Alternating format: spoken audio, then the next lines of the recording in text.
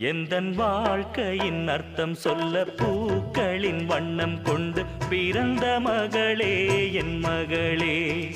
நான் வாழ்ந்தது கொஞ்சம் அந்த வாசத்தில் வந்துதித்து உயிரில் கலந்தா என் உயிரே. உன் பூவிழி குறுநகை அதில் ஆயிரம் கவிதையே.